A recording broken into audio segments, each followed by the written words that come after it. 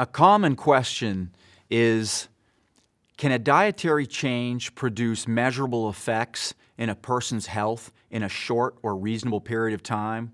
The answer is absolutely yes. Major dietary changes can produce head-to-toe changes in who we are and how we feel in very short periods of time.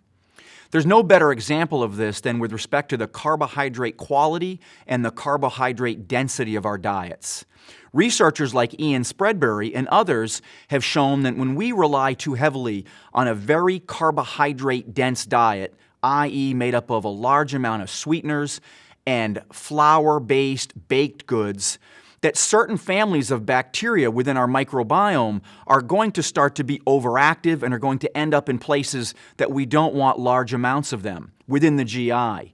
When this happens, these families of bacteria, and in their overgrowing process, produce inflammatory molecules known as lipopolysaccharides.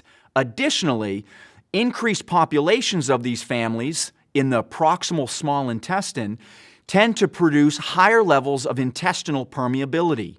When we have both this higher level of intestinal permeability and the lipopolysaccharides that accompany the growth of these bacterial populations, the 1-2 combination generates really high levels of inflammation within the body and also tends to contribute to higher levels of insulin and insulin resistance.